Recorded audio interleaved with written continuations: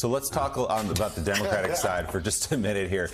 Steve, the story of the night, that uncommitted vote we did hear at the top of the show from the state's party chair inside the Democratic Party saying, we want to send a message here that policy and United States unconditional support of Israel needs to stop. They're calling for a full ceasefire, which isn't going to happen. But clearly making a point, but saying, look, we're not going to go vote for Donald Trump. He's proposed, again, a Muslim ban.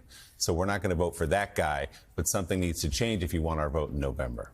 Yeah, so it's interesting. What you're seeing here actually are the delegate results. Now, I'm not quite sure, to be honest with you, why I can't get the overall statewide vote up here. But the delegate vote is worth lingering on for a minute. Obviously, look, Joe Biden is taking currently all of the delegates that have been allocated, but all of the delegates have not yet been allocated in Michigan. And so while it is an overwhelming, I mean, the headline is an overwhelming victory for Joe Biden here, around 80% of the vote. But that question of uncommitted, we were talking about some very particular places. The two types of places we wanted to see how that was doing were, number one, places with large Arab American populations, large Muslim American populations, and then number two, places with large college populations, college students, college faculty and staff. We've seen all sorts of activism on college campuses against Joe Biden's Israel-Hamas policy. So would that translate into uncommitted votes in that kind of a place, too? So what were the test counties for this? The big one is the biggest one in the state, Wayne County, where Detroit is. And we don't have all the vote in Wayne County, but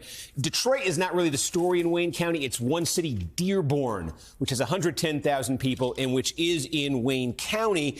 And Dearborn is a majority Arab American county. It has the largest concentration per capita of Muslim Americans of any city in the United States. And what happened in Dearborn last night? Uncommitted beat Donald Trump in Dearborn last night by a 56 to 41% total, 15-point victory for uncommitted. Now, again, you see what that translates into countywide, not much, but and I'll show you as well. That's Dearborn with a large Arab American population, and then you go next door to Washtenaw, which we were just talking about on the Republican side, University of Michigan, Eastern Michigan University, college faculty, all the factors we're talking about here, and uncommitted landing at about 17% right here in Washtenaw County. Now, when we get to that delegate question, okay, where it's 0 for uncommitted right now, the rules on the Democratic side are very different than the Republican side.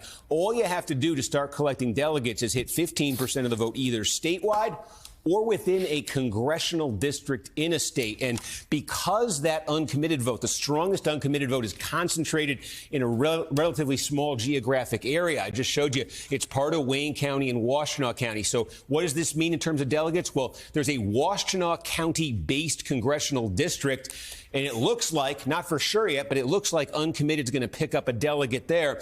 And then Dearborn itself is entirely included in Michigan's 12th congressional district. That's where Rashida Tlaib represents in Congress. And again, based on that Dearborn showing, a delegate there, not been allocated yet, but certainly seems a distinct possibility in the 13th district, which is a Detroit-based district, but also has a significant Arab Muslim American population. It looks like that 15% threshold could be cleared there. So we may, nothing official yet, but we may be in a situation where uncommitted does walk away with from this with 3 delegates to the Democratic National Convention. Now, that's a drop in the ocean when you're talking about the delegate race and everything, but that may be what the uncommitted side got out of this. And of course, the big question, the question the uncommitted folks want people asking off this result is, hey, go back to, in 2020, it was a 150,000 vote margin in the state for Biden, but in 2016, Trump only won it by 11,000. And the uncommitted folks want Democrats to see those numbers and say, hey, that could make all the difference. Better get good with those voters. And that uncommitted movement believes that it's made its point last night with a big number, moving on to Minnesota on Super Tuesday, Washington State, and some other places to continue to do that. NBC News national political correspondent Steve Kornacki. Steve, thanks as always. So